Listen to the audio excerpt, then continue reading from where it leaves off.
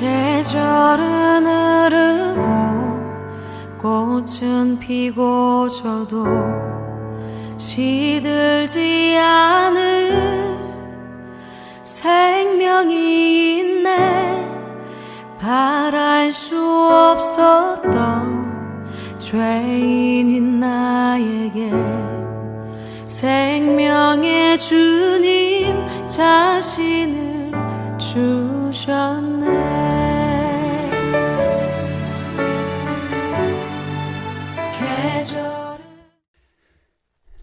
다 같이 사도신경으로 신앙 고백하심으로 수요 예배 시작하도록 하겠습니다.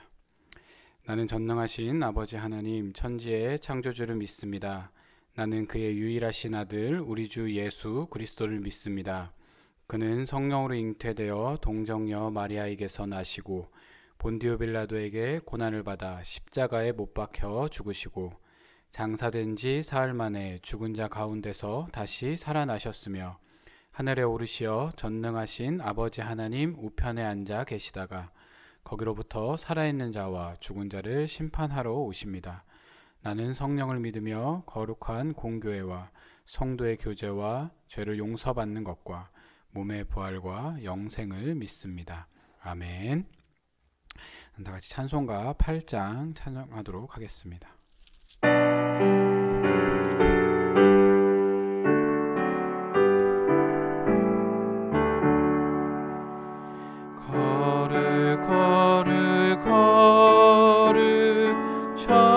전능하신 주님 이른 아침 우리 주를 찬송합니다. 거룩 거룩 거룩 자비하신 주님 성삼위일체 우리 주로다. 거룩 거룩 거룩 주의 보좌 앞에 모든 성도 면류관을 벗어드리네. 천군 천사 모두 주께 굴복하니 영원히 위에 계신 주로다. 거룩 거룩 거룩 주의 빛난 영광 모든 죄인 눈 어두워 볼 수 없도다. 거룩하신 이가 주님밖에 없네. 온전히 전능하신 주로다. 거룩 거룩 거룩 전능하신 주님 천지 만물 모두 주를 찬송합니다. 거룩 거룩 거룩 전능하신 주님 성삼위일체 우리 주로다. 아멘. 다음은 찬송가 25장 찬송하겠습니다.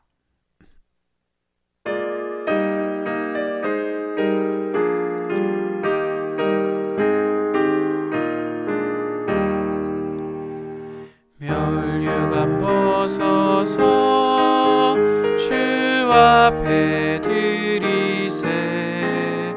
저 천사 기쁜 노래가 온 땅에 퍼지네. 내 혼합 깨어서 주 찬송하여라. 온 백성 죄를 속하신 만왕의 왕일세. 면류관 벗어서 주 앞에 드리세. 그 손과 몸의 상처가 영광 중 빛나네. 하늘의 천사도 그 영광 보고서 고난의 신비 알고자 늘은 모하도다. 면류관 벗어서 주 앞에 드리세. 온 세상 전쟁 그치고 참 평화 오겠네. 주 보좌 앞에서 온 백성 엎드려 그 한량 없는 영광을 늘 찬송합니다.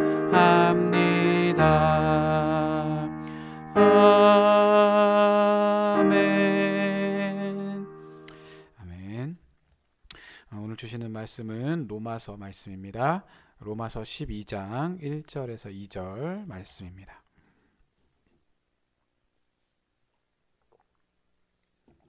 로마서 12장 1절 2절 신약 256페이지에 있습니다. 제가 읽어드리도록 하겠습니다. 그러므로 형제들아 내가 하나님의 모든 자비하심으로 너희를 권하노니 너희 몸을 하나님이 기뻐하시는 거룩한 산제물로 드리라. 이는 너희가 드릴 영적 예배니라. 너희는 이 세대를 본받지 말고 오직 마음을 새롭게 함으로 변화를 받아 하나님의 선하시고 기뻐하시고 온전하신 뜻이 무엇인지 분별하도록 하라. 아멘. 오늘 이 로마서 말씀을 가지고 말씀으로 생각을 변화시켜라 라는 제목으로 우리 수요 예배 설교 말씀 전해드리도록 하겠습니다. 로마서 이 12장 1절은 이 예배에 대한 획기적인 관점을 제시하고 있다라고 생각을 하게 됩니다. 이 당시 교회의 공동체의 예배는 자연스럽게 구약의 제사와 연결이 되어 있었고요. 제물을 죽여서 드리는 그런 의식적인 행사처럼 여겨지고 있었습니다. 그런데 이 본문에서는 바울이 예배의 새로운 모습을 분명하게 제시하고 있는 거예요. 그러므로 형제들아 내가 하나님의 모든 자비하심으로 너희를 권하노니 너희 몸을 하나님이 기뻐하시는 거룩한 산제물로 드리라. 이는 너희가 드릴 영적 예배니라.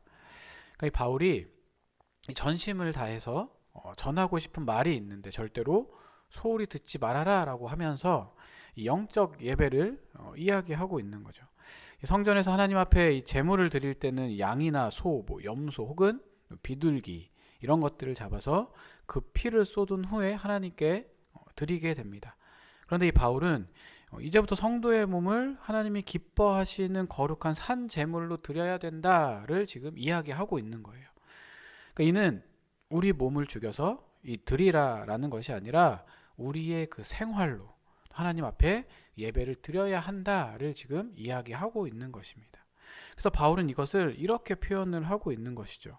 이는 너희가 드릴 영적 예배니라. 그러니까 이 예배야말로 하나님이 진짜로 기다리시는 예배다를 이야기를 하는 거예요. 제물을 죽여서 드리는 제사가 아니라 살아있는 이 성도의 생활로 그렇게 드리는 제사가 하나님이 기쁘게 받으시는 예배다를 지금 알려주려고 이야기를 하는 겁니다. 그러니까 바울은 이어서 어떻게 그런 예배를 드릴 수 있는지를 설명해 주고 있어요. 너희는 이 세대를 본받지 말고 오직 마음을 새롭게 함으로 변화를 받아 하나님의 선하시고 기뻐하시고 온전하신 뜻이 무엇인지 분별하도록 하라. 그러니까 너희가 이 세대를 본받지 말고 마음을 새롭게 함으로 변화를 받아 라는 이 표현은 그러니까 이 성도가 이 그리스도인들이 이 세상의 이 패턴을 따라서 살아가는 것이 아니다라는 것을 이야기를 하는 거예요. 성도는 이 세상의 패턴이 아닌 하나님의 패턴을 가지고 살아가야 된다라고 의미가 있다라는 겁니다. 또한 이 구절은 하나님이 원하시는 그 패턴의 삶을 그 성도가 일생의 생활로 살아가는 것이 곧 예배다라는 설명이기도 한 거예요. 자, 그런데 어떻게 하나님의 패턴을 지닌 사람으로 우리가 변화가 될 수 있을까? 본문은 그 마음을 새롭게 해야 변화를 가져올 수 있다라고 이야기를 하고 있습니다. 자, 우리가 살아가다 보면 잘 알죠. 사람은 쉽게 변하지 않습니다. 변하는 게 굉장히 어려워요. 특히 이 짧은 시간 안에 행동을 바꾼다는 것은 굉장히 어려운 일이죠. 그래서 이 하나님은 우리에게 이 행동을 바꾸기 전에 먼저 바꿀 것이 있다라고 이야기를 하십니다. 그것은 이 세상의 패턴을 따라가지 말고 오직 마음을 새롭게 함을 변화를 받아야 된다라는 거죠. 즉, 이 마음의 변화를 먼저 이야기를 하는 거예요.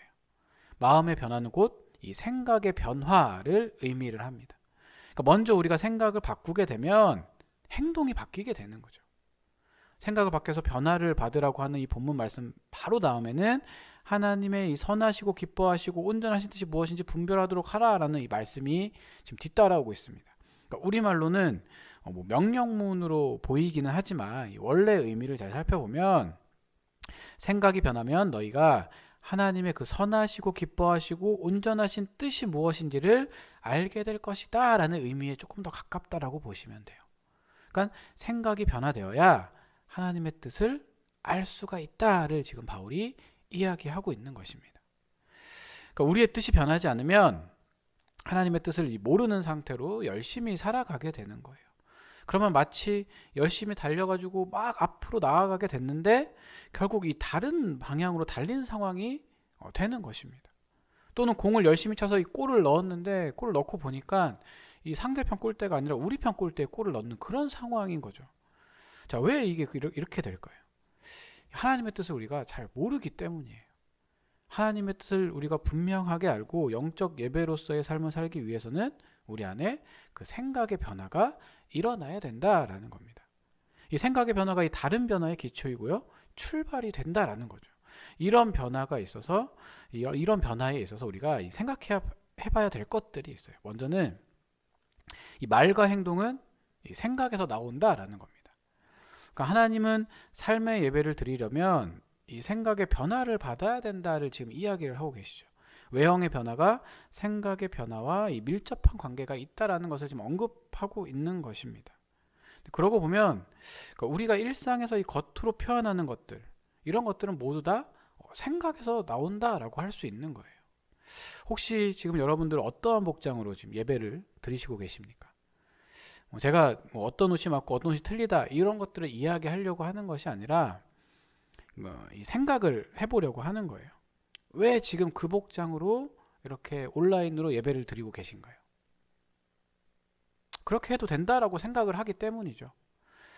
그러니까 겉으로 표현된 우리의 표정, 자세, 눈빛, 태도 이런 것들은 이 생각으로부터 시작된다라고 해도 과언이 아니라는 거예요. 생각이 그 사람의 그 자세를 만드는 것입니다. 어떤 분을 만나러 갈 때는 우리가 정장을 입는데 또 어떤 사람을 만나러 갈 때는 그냥 이 편안한 면 티셔츠에 반바지를 입고 나가기도 합니다. 왜 그렇게 행동을 할까요?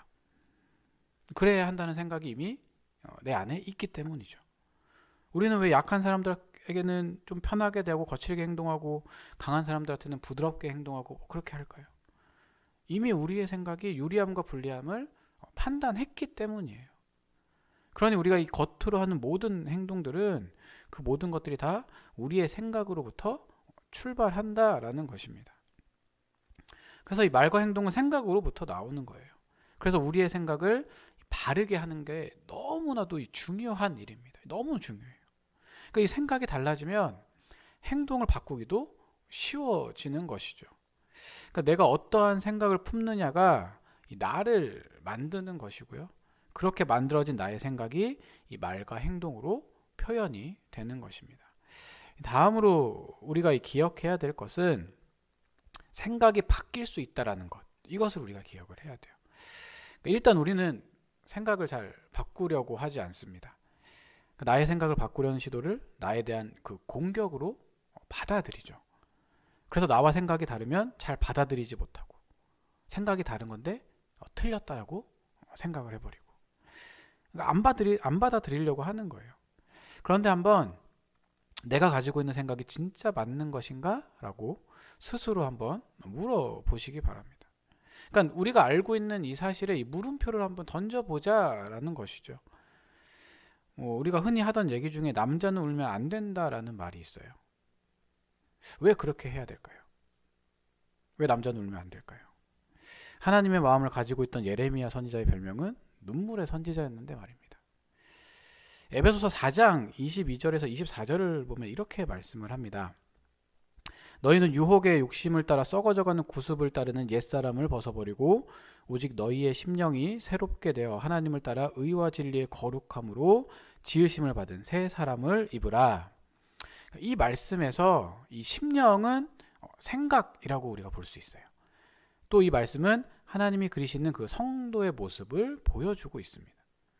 그러니까 이 생각은 바뀔 수도 있는 것이고요. 바뀌어야 돼요. 제일 위험한 것 중에 하나가 우리의 이 생각이 고정되는 것입니다. 특히 건강하지 않은 근거 위에 고정된 생각이 굉장히 위험한 거예요.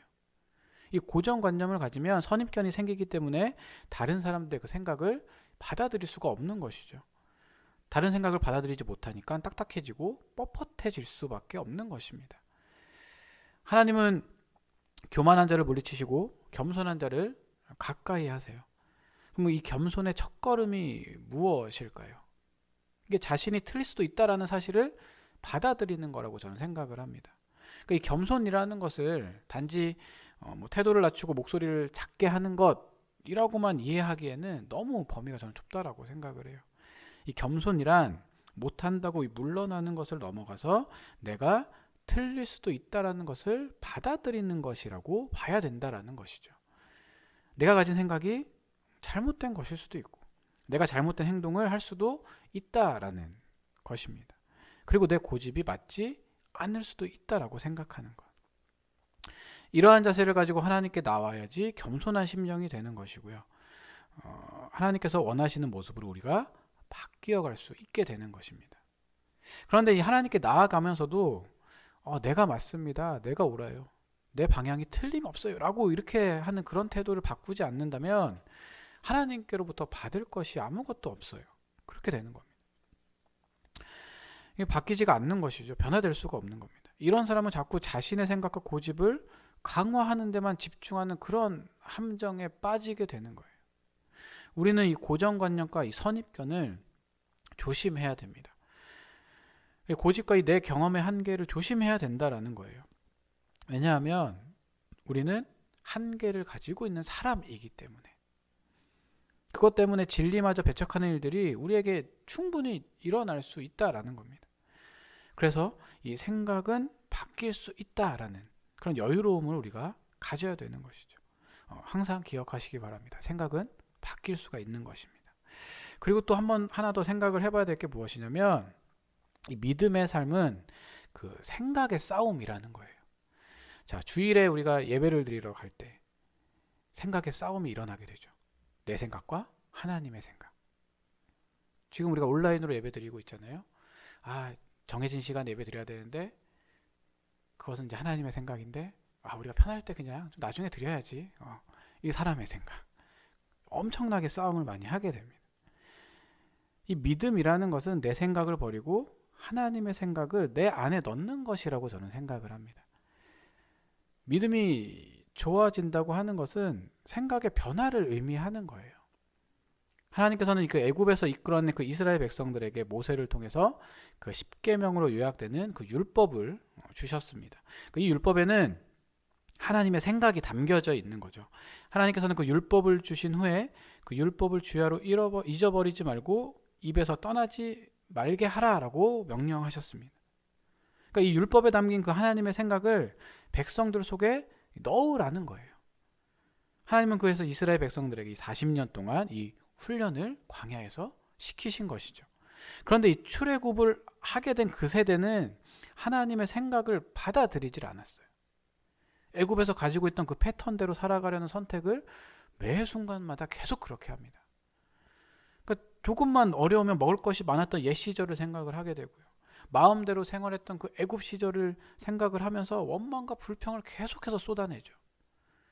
왜 우리의 삶의 패턴이 익숙한 그 애굽에서 이끌어내서 불편하고 어색한 이 광야 이곳으로 데려왔습니까? 계속 불만만 내세우는 거예요. 하나님의 말씀이 담긴 그 하나님의 패턴보다 애굽에서의 편안했던 그 삶의 패턴을 그리워하게 된 것입니다. 결국 그들은 약속의 땅에 도달하는 복을 누리지 못하는 아픔을 겪게 되죠. 출애굽 1세대는 모든 어른들이 가나안 땅에 들어갈 수 없게 되었어요. 그 땅에서 새로운 시대를 경험하면서 살아가야 되는데 아직 그 생각의 패턴이 바뀌지 않았기 때문에 오직 두 사람만 들어가게 됩니다. 여호수아와 갈렙. 이 여호수아와 갈렙은 생각을 하나님의 생각으로 바꾸었다라는 거예요. 다가온 상황과 그런 주어진 그런 환경들을 하나님의 생각으로 바라보고 판단해서 결정을 해 나갔습니다. 그리고 광야에서 태어난 애굽의 패턴을 경험하지 않은, 그래서 하나님의 패턴에 익숙한 그 출애굽 2세대들과 함께 그 가나안 땅에 들어가서 하나님의 역사를 경험하게 된 거예요. 이런 점에서 이 하나님의 말씀의 가장 큰 기능은 우리에게 익숙했던 그런 세상의 생각과 패턴을 바꾸는 것이라고 할 수가 있습니다. 예수님께서는 제자들과 지내면서 이렇게 말씀을 하셨어요. 어찌하여 너희가 믿음이 없느냐? 어찌하여 너희가 믿음이 적으냐? 이 책망을 이렇게 하십니다. 자, 여기서 믿음이 적다, 믿음이 없다라는 것은 무슨 의미일까요? 제자들에게는 나름대로 열심과 열정이 있었어요. 또한 예수님을 향한 헌신도 그들에게 분명히 있었습니다.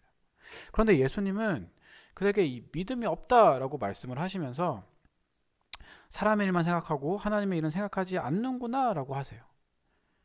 자, 무슨 의미냐면 예수님은 오른쪽으로 가려고 하시는데 제자들은 열심과 열정을 가지고 왼쪽으로 가려고 했다라는 겁니다. 그래서 예수님은 제자들에게 믿음이 없다라고 말씀을 하신 거예요.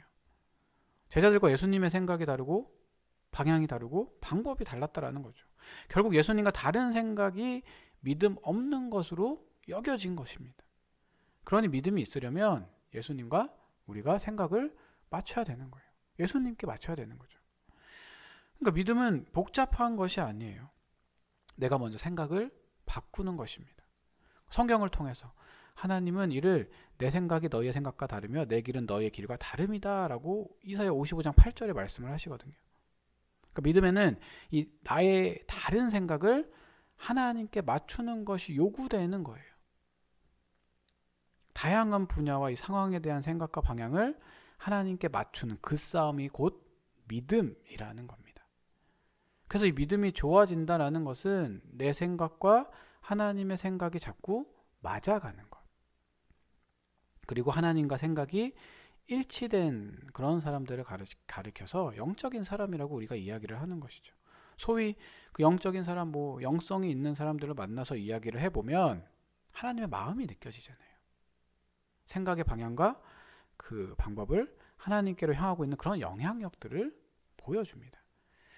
그 영적인 사람은 하나님과 생각이 자꾸 맞아가기 때문에 그 사람과 어떤 일에 대해서 이야기를 하면 마음이 편안해지고 방향이 분명해지기도 해요. 왜냐하면 그가 지닌 생각이 하나님의 생각과 같기 때문이죠. 또 영적인 사람과 대화를 하게 되면 때론 마음이 찔리고 아프기도 합니다. 왜냐하면 하나님의 생각이 우리를 조명하고 들추어내기 때문에.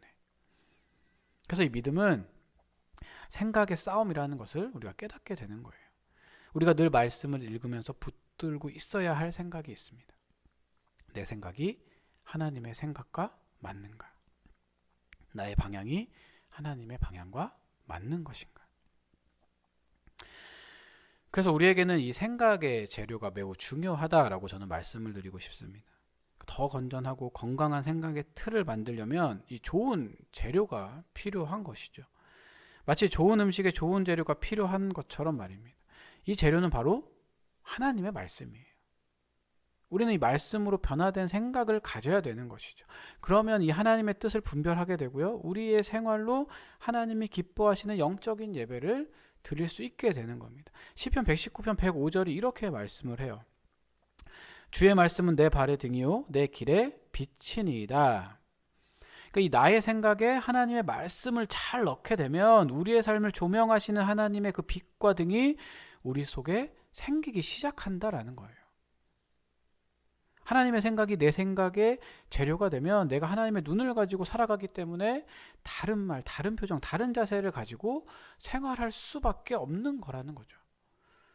이런 면에서 성도는 하나님의 생각을 가진 사람이에요. 선입견을 가진 사람, 고정관념을 가진 사람, 내 생각을 주장하는 사람, 내 결단이 중요하다고 말하는 사람이 아니라는 겁니다. 그러므로 성도는 하나님의 생각을 전하는 사람이기도 한 것이죠. 또한 하나님의 생각대로 살아가려고 애를 쓰는 사람, 하나님이 주시는 그 소망의 생각, 하나님이 주시는 그 긍정의 생각, 용기와 격려의 생각을 가지고 살아가게 되는 거예요. 하나님의 가치를 붙들고 이 땅을 사는 성도가 그가 하는 일이 어떤 일이든지 간에 하나님의 가치를 담은 결과물을 만들어내게 되는 것입니다. 저는 이러한 삶이 곧 예배라고 생각을 합니다. 지금 우리가 다들 힘든 상황 가운데 어려운 시기를 지금 살아가고 있죠. 함께 모여서 예배하지 못해서 마음이 어렵기도 하고요. 또한 경제나 이 사회적 상황들, 전염병 때문에 편하게 생활하지 못하는 여러 가지 부분들, 다들 많이 어려움 가운데 있습니다. 하지만 그렇게 힘들고 어려운 시기 가운데 이 각자의 삶의 자리에서 저는 우리 큰기쁨교회 모든 성도들은 온전히 예배하고 있다라고 생각을 합니다. 우리가 저번 주에는 특세를 통해서 매일매일 말씀을 듣고 주님 앞에 영광을 돌렸고요. 또한 부활절 기쁘게 주님 앞에 예배하고, 또 우리 각자의 삶의 자리에서 하나님과 떨어지지 않고 동행하면서 삶을 살아가고 있어요. 그래서 우리 이렇게 모든 성도들이 하나님의 그 말씀이라는 가치를 담아가면서 새롭게 말하고 새롭게 생각하는 훈련들을 계속하게 된다면 하나님이 기뻐하시는 영적 예배를 매일매일 드리게 될 수 있다라고 저는 생각을 합니다. 우리 온 성도들이 하나님의 말씀을 가지고 우리의 생각을 변화시켜서 하나님이 기뻐하시는 그런 삶을 주님 앞에 드리고 영적 예배를 드리는 모두가 될 수 있기를 간절히 소원합니다. 제가 기도하도록 하겠습니다. 하나님 감사합니다. 아버지의 은혜로 오늘도 주님 앞에 예배하게 하심을 감사드립니다. 하나님의 말씀을 통하여서 우리의 생각이 변하고 삶이 변하며 우리의 삶을 통하여 주님 앞에 영광을 돌리기 원합니다. 우리의 삶이 하나님께서 원하시는 영적 예배가 될 수 있도록 인도하여 주시고, 우리가 영과 진리로 예배할 때에 하나님께서 기뻐 받아주시며 우리를 통하여서 주님만이 영광 받으실 수 있도록 아버지 인도하여 주시옵소서. 감사드리며 예수님의 이름으로 기도드립니다. 아멘. 다 같이 찬송가 40장 찬송하도록 하겠습니다.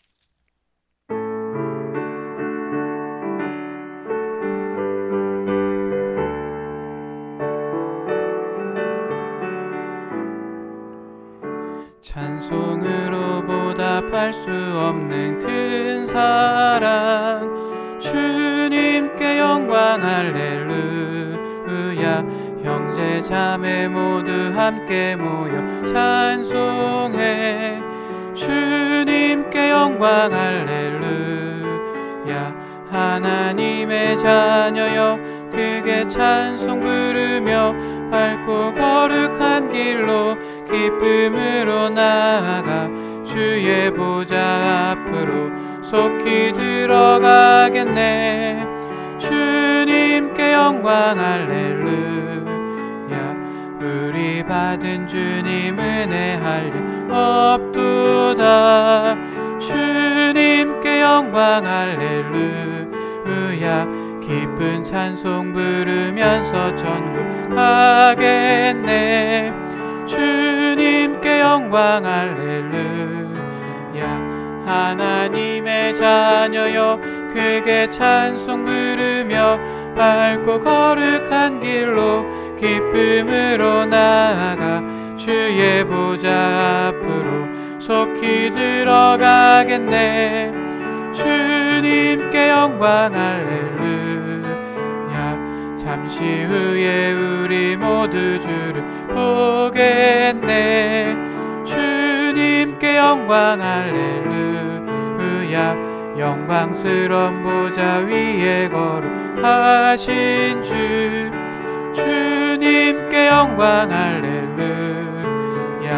하나님의 자녀여 크게 찬송 부르며 밝고 거룩한 길로 기쁨으로 나아가 주의 보좌 앞으로 속히 들어가겠네. 주님께 영광 할렐루야. 만국 백성 천국에서 소리 높여서 주님께 영광 할렐루야. 영원토록 주의 공로 찬양하겠네. 주님께 영광 할렐루야. 하나님의 자녀여 크게 찬송 부르며 밝고 거룩한 길로 기쁨으로 나아가 주의 보좌 앞으로 속히 들어가겠네. 님께 영광 할렐루야. 아멘. 같이 오늘 주신 말씀을 생각하면서 통성으로 기도하도록 하겠습니다. 하나님 감사합니다. 아버지의 은혜로 오늘도 주 앞에 예배하게 하시고 말씀과 기도로 주 앞에 영광 돌리게 하심을 감사드립니다. 하나님께서 기뻐하시는 영적 예배를 드리는 우리 큰기쁨교회 온 성도들이 될 수 있도록 아버지 인도하여 주시옵소서. 주의 말씀을 통하여서 우리의 생각이 변화되며 그 생각이 변화함으로 인해서 삶이 변화되고 그 삶이 변화함으로 인하여서 하나님께 영광을 돌리며 주께서 기뻐하시는 삶을 살아가는 우리 온 성도들 될 수 있도록 아버지 하나님 인도해 주시고 역사하여 주시옵소서. 아버지 하나님 거룩한 산제물로 주 앞에 드리기 원합니다. 우리의 삶을 이렇게 예배로 주 앞에 드리기 원합니다. 한 사람 한 사람 주께서 붙잡아 주시고 인도해 주시며 동행하여 주셔서 더욱더 주님께서 원하시는 삶을 살아갈 수 있도록 주님께서 뜻하신 대로 살아갈 수 있도록 온전히 순종하는 귀한 주님의 일꾼들 될 수 있도록 아버지 하나님 영광 주시고 인도하여 주시옵소서. 아버지 하나님 어려운 시기 가운데에 더욱더 주님 앞에 예배하며 나아가기 원합니다. 하루하루 주님 앞에 나아가며 주의 말씀을 붙잡고 하루하루 주님 우리 생각이 변화되고 삶이 변화될 수 있도록 저 인도해 주셔서 올 한 해 그 말씀의 길로 걸어갈 수 있는 우리 큰기쁨교회 온성들 될 수 있도록 아버지 도와주시고 인도해 주시옵소서.